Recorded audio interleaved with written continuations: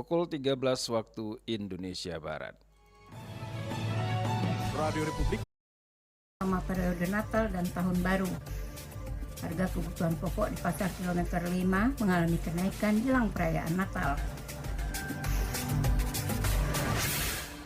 Itulah diantaranya informasi yang kami hadirkan siang hari ini Senin 23 Desember 2024 yang berhasil dihimpun tim redaksi RRI Palembang bersama saya Abbas Surya. Inilah warta berita selengkapnya.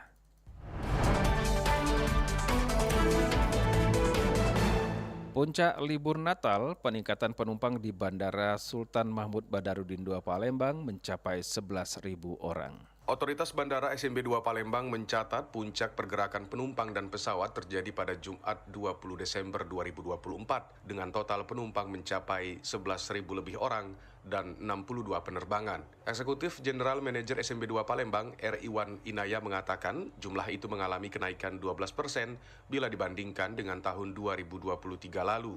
Menurutnya, kebijakan penurunan harga tiket dan anomali cuaca di Pelabuhan Merak dan Bekahuni mempengaruhi masyarakat untuk memilih moda transportasi udara. Setelah tanggal 20 Desember, meski tak terlalu signifikan, trafik di Bandara SMB 2 mulai mengalami penurunan dengan rata-rata jumlah penumpang mencapai 10.000 orang. Kemarin kita lihat di monitoring data, ternyata trafik tertinggi itu kita catat terjadi di tanggal 20 Desember 2024, tepatnya pada hari Jumat. Luar biasa, jumlah flight-nya ada 62 aircraft movement, kemudian untuk pack movement-nya kurang lebih hampir tembus di 11.000. Ini merupakan angka tertinggi dan kalau kita bandingkan dengan tahun 2023 ada kenaikan kurang lebih hampir 15%. Prediksi kami sebenarnya hanya 5%, tapi ternyata kita bisa mencatat di angka 15%. Yang kedua, setelah tanggal 20 memang ada terjadi penurunan sampai dengan hari ini. Penurunannya masih tidak jauh sekali, masih di atas 10.000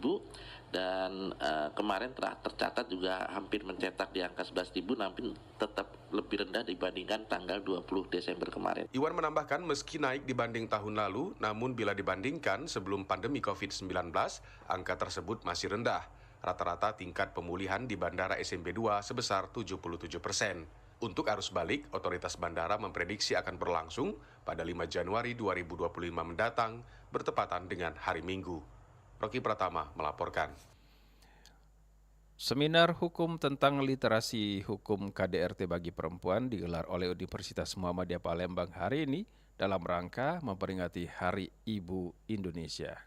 Universitas Muhammadiyah Palembang atau UMP menyelenggarakan seminar hukum mengenai literasi hukum terkait kekerasan dalam rumah tangga atau KDRT bagi perempuan. Dalam rangka memperingati Hari Ibu, seminar ini bertujuan memberikan pemahaman yang lebih baik kepada perempuan tentang KDRT, serta bagaimana mengenali dan menanggapi kekerasan di lingkungan sekitar, terutama dalam keluarga. Ayu Rahayu, Wakil Rektor 2 Universitas Muhammadiyah Palembang, yang juga seorang pemerhati perempuan di Sumatera Selatan, mengatakan keprihatinannya terhadap meningkatnya angka KDRT di Sumatera Selatan, khususnya di kota Palembang. Melalui seminar ini, Ayu berharap dapat memberikan edukasi yang bermanfaat bagi ibu-ibu di lingkungan universitas, serta bekerja sama dengan tim pengawas untuk menangani kasus kekerasan di perguruan tinggi.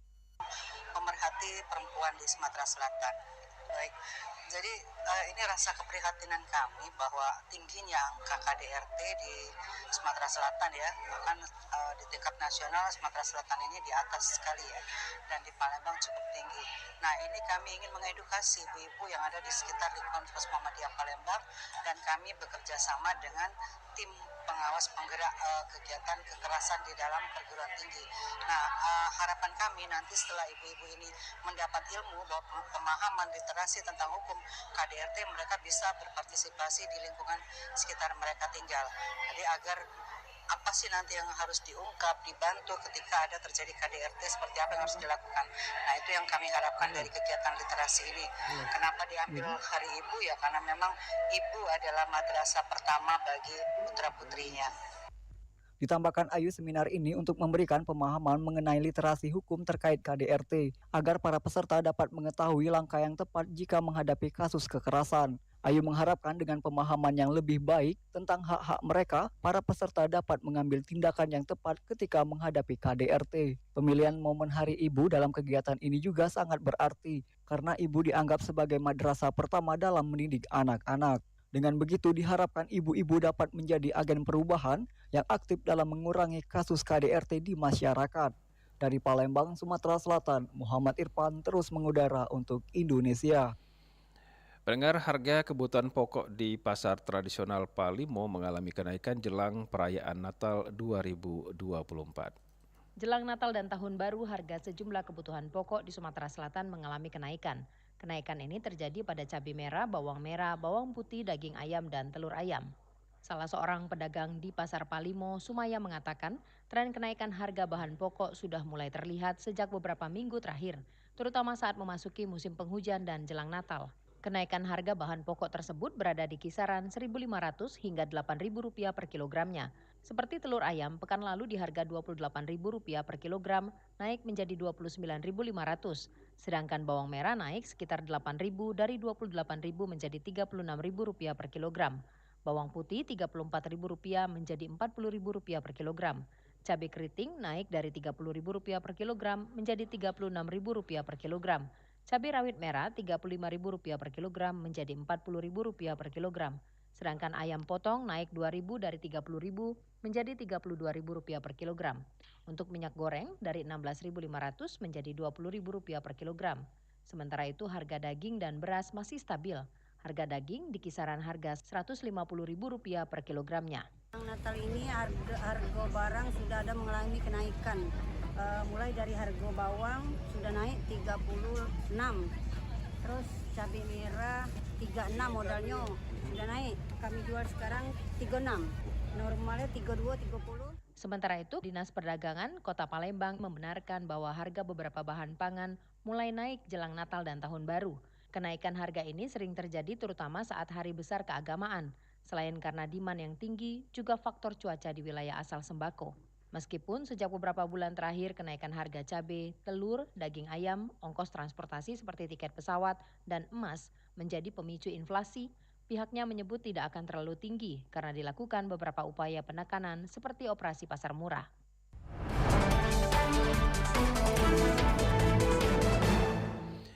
Sementara itu, menjelang Natal 2024, outlet bunga yang berada di Jalan Brigjen Hasan Kasim, Bukit Sangkal, kebanjiran order. Menjelang perayaan Natal dan Tahun Baru 2024, perajin bunga di Kota Palembang mulai sibuk menerima pesanan bunga segar hingga pohon pinus impor untuk hiasan Natal. Banjir order sudah mulai terjadi sejak awal Desember tahun 2024, baik untuk bingkisan maupun hadiah di Jalan Brigjen Hasan Kasim, Bukit Sangkal, Palembang. Kesibukan terlihat jelas di toko bunga tersebut yang kini tengah disibukkan dengan berbagai pesanan. Beragam jenis bunga segar dan rangkaian pohon pinus banyak dicari. Pengelola toko bunga Eki Pratama mengatakan pihaknya menyediakan berbagai jenis bunga segar seperti mawar, lili, garbera, pom-pom, gombi, aster, krisan, dan sedap malam. Selain bunga segar, toko tersebut juga menawarkan 2 jenis pohon pinus untuk hiasan Natal, yakni Nobilis Christmas Tree Snow atau pohon Natal salju dan Nobilis Christmas Tree Grand atau pohon Natal hijau. Rangkaian bunga segar nuansa Natal dibanderol mulai dari harga Rp500.000, sementara pohon pinus segar mulai dari harga Rp850.000 hingga Rp1,5 juta. Spesialnya itu bunganya kita yang fresh flowernya itu impor, kebanyakan impor. Ada memang yang lokal, tapi kita kebanyakan impor karena lama lebih nggak cepat rontok untuk yang bunga impor. Harganya pun juga kita sebenarnya masih sangat-sangat terjangkau ya, untuk ukuran bunga impor itu sangat reasonable banget. Pohon pinus yang dijual di toko tersebut diimpor dari Belanda dan Cina, melewati proses pengiriman ke Jakarta dan karantina sebelum tiba di Kota Palembang. Pohon pinus tersebut banyak diminati karena bisa bertahan hingga 2 bulan setelah pembelian. Usaha yang telah beroperasi sejak tahun 2015 tersebut tidak hanya menawarkan bunga segar, tetapi juga rangkaian bunga artifikal. Pemesanan dapat dilakukan langsung di lokasi atau melalui media sosial toko. Lamsi Harsil Tonga melaporkan.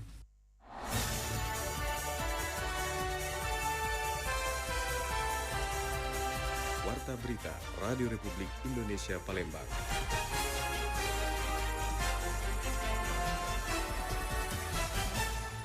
Warta berita ini disiarkan oleh Programa 1 Radio Republik Indonesia Palembang. Anda juga dapat mengakses audio streaming kami di www.rri.co.id dan aplikasi RRI Digital di smartphone Anda.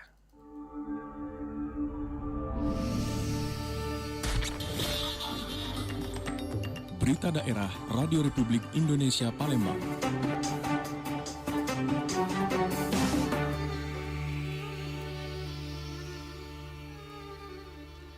Pendengar, pemerintah Kabupaten Banyuasin dorong investasi berkelanjutan melalui giat temu bisnis guna tingkatkan PAD. Pemerintah Kabupaten Banyuasin terus berupaya meningkatkan pendapatan asli daerah atau PAD melalui strategi menggandeng para investor. Salah satu langkah konkret yang diambil adalah mempermudah perizinan investasi bagi para pelaku usaha yang ingin menanamkan modalnya di Banyuasin. Kepala Dinas Penanaman Modal dan Pelayanan Satu Pintu DPM PTSP Kabupaten Banyuasin Ali Sadikin menjelaskan bahwa investasi memberikan efek berganda bagi berbagai sektor, termasuk peningkatan penyerapan tenaga kerja, pertumbuhan ekonomi dan kesejahteraan masyarakat. Banyak 200 usaha, alhamdulillah mereka hadir dan kita ingin agar mereka bersemangat, berminat untuk menanamkan investasinya, bahkan menambah realisasi daripada investasi itu. Karena investasi ini berdampak kepada lapangan kerja dan kesejahteraan masyarakat. Tentunya sumber daya alam yang ada di kita terus informasikan agar para investor ini mau menanamkan modalnya di berbagai sektor. Senada dengan itu, penjabat Bupati Banyuasin Muhammad Farid menyampaikan apresiasinya kepada seluruh investor yang telah berkontribusi. Pemerintah menurutnya berkomitmen memberikan kemudahan perizinan dan dukungan penuh bagi kelancaran investasi. Melalui berbagai langkah strategis tersebut, Pemkab Banyuasin optimis investasi dapat menjadi katalisator utama dalam meningkatkan PAD dan mendorong kesejahteraan masyarakat setempat. Investasi pengusaha-pengusaha yang sudah ada di Kabupaten Banyuasin dengan potensi yang belum terkelola dengan baik. Nah, hari ini kita mengharapkan masukan dari seluruh investor yang sudah ada di Kabupaten Banyuasin dan para investor yang akan menanamkan saham di Kabupaten Banyuasin. Sehingga berbagai macam masukan tersebut akan kita follow up menjadi perhatian kita secara bersama antara Kopopimda Kabupaten Banyuasin dan para investor. Dari Kabupaten Banyuasin, Muhammad Maulana, RRI Pro 1 terus mengudara untuk Indonesia.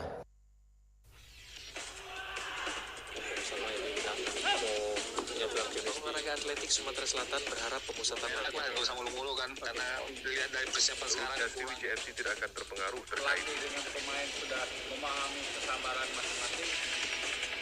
Berita olahraga.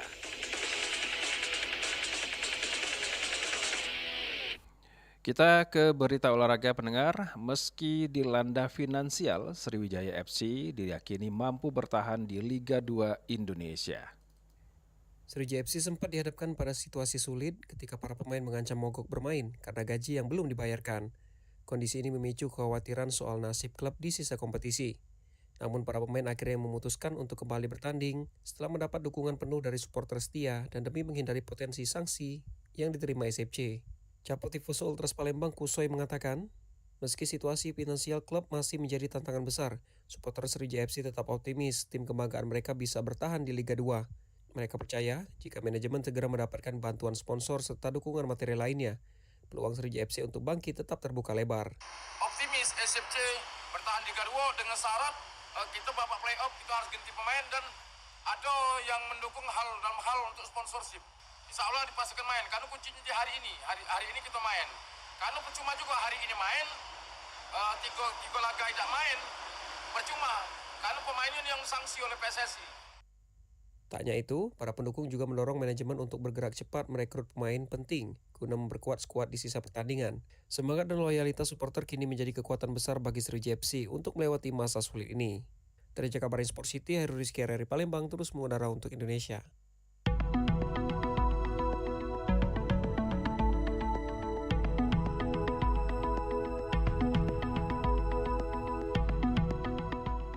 Informasi tadi mengakhiri warta berita siang hari ini. Informasi lainnya dapat Anda akses melalui website kami di rri.co.id. Kami juga membuka ruang aspirasi bagi Anda untuk menyampaikan sejumlah persoalan dan peristiwa yang berada di sekitar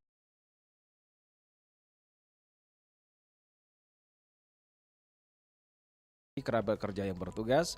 Saya Abbas Surya. Terima kasih perhatian Anda. Selamat siang, sampai jumpa.